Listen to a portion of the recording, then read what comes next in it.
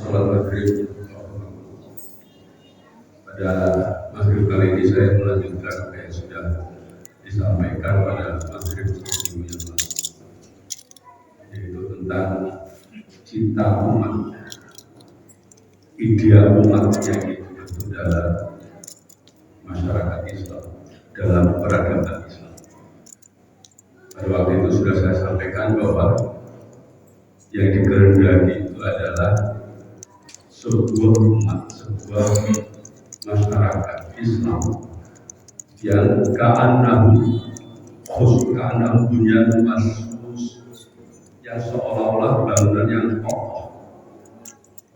Kita tahu bangunan yang kokoh bukan bangunan yang kaleng-kalengan, tentu diawali dengan suatu perencanaan. Tidak mungkin bangunan yang kokoh seperti bangunan ini saja, ini kan bisa dikatakan bangunan yang kokoh. Tidak mungkin terbangun seperti ini tanpa suatu perencanaan. Ada desain, ada RAB, ada materialnya dan sebagainya. Ada fondasi, ada dinding, ada atap, ada langit-langit dan seterusnya.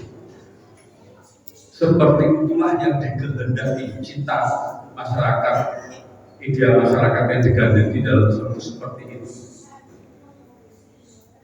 Semuanya berbagi posisi, semua memiliki peran, baik masyarakat yang miskin, masyarakat yang kaya, masyarakat yang paham teknologi, masyarakat yang paham yang pengetahuan, masyarakat semuanya terbangun dalam satu bangunan yang kokoh.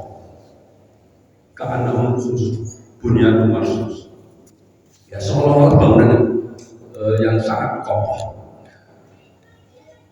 Yang digambarkan di situ seperti orang tengah berperang membuat suatu barisan, suatu soft. Kita mengenal istilah yaitu yang disebut dengan pagar betis gitu kan. Saya yakin yang dari angkatan tentu paham yang namanya pagar betis, yaitu saking rapatnya gitu ya, sehingga tidak gampang misalnya demonstran yang nembus saking rapatnya gitu. Ya begitu ada celah bisa masuk. Serupa itulah masyarakatnya yang dikehendaki, yang kokoh seperti itu. Lah, apa hubungannya dengan sholat di dalam membangun itu? Ini pertanyaannya seperti apa hubungannya antara pasukan dengan arisan baris berbaris? Kita kalau melihat pasukan baris berbaris, PBB gitu ya, tentu kita akan membayangkan apa? Adanya disiplin, latihan rutin, keseriusan, dan seterusnya. Saya ini alhamdulillah, sekolah-sekolah saya itu dulu sekolah-sekolah untuk di Jogja. SD saya teladan, SMP saya SMP 5 juga terbilang rendah, SMA 1 teladan gitu ya. Itu PBB-nya pasukan baris berbaris itu selalu juara. Karena Pak mewakili citra dari sekolah saya, sekolah yang disiplin sekali. Jadi ada hubungannya itu, ada hubungannya antara divisi tertib kita bersosok dan sholat dengan citra kita nanti keluar di dalam bermasyarakat, itu ada hubungannya. Karena itulah waktu itu saya bawakan hadis tentang soft yang rapat itu ya, yaitu istawu wala tahtalifu fatahtalifa qulubakum, begitu ya. Supaya kalian tuh rapat ya, wa'tadilu ya, lurus gitu kan. Fatahtalifa qulubakum, kalau enggak kalau di sini kalau enggak salah namanya sababian ya Ustaz ya.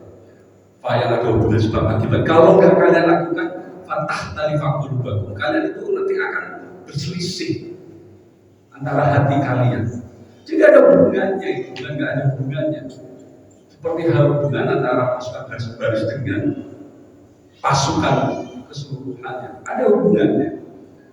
Nah kalau seperti ini model kita di dalam berkomunitas, ya alhamdulillah sudah, jangan kemudian merasa kecil hati juga gitu ya.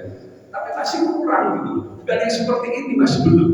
Apalagi kalau masyarakat kita itu seperti digambarkan dalam As-Sof tadi itu, seperti Bani Israel di zamannya Nabi Musa yang suka ngomong saling menyakitkan hati satu sama lain, atau di zaman Bani Israel, di zaman Nabi Isa yang suka menghajar, melawan satu sama lain. Gak seperti itu, apalagi yang seperti itu. Wa isqala Musa liqaumihi ya qaumi lima tu'zuna lima qad ta'lamuna anni Rasulullah ilaikum dan seterusnya.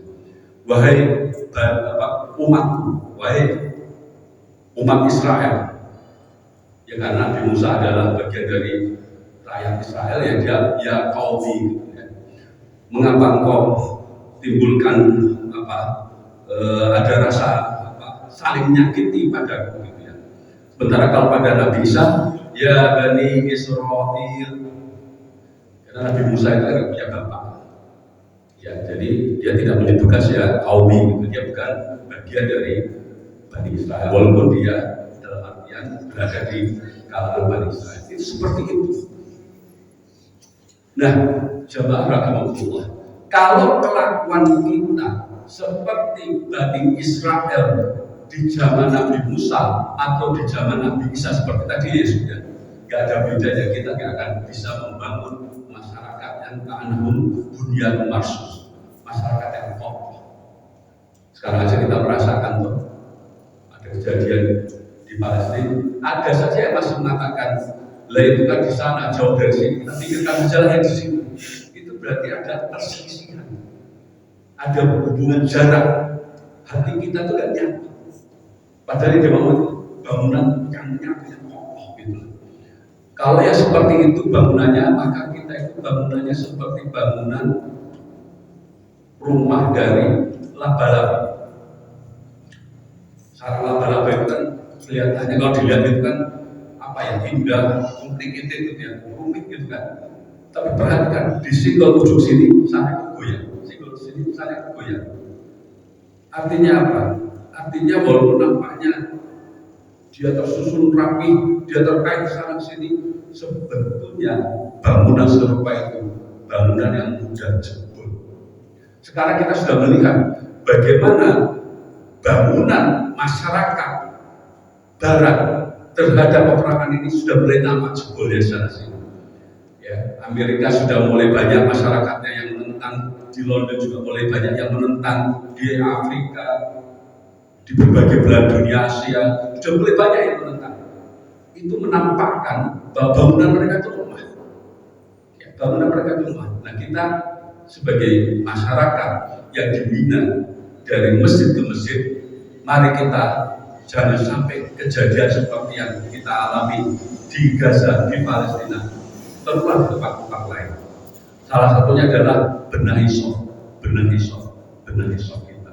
Itulah akar untuk menyelesaikan masalah ka'annahum bunyanun marsus tadi.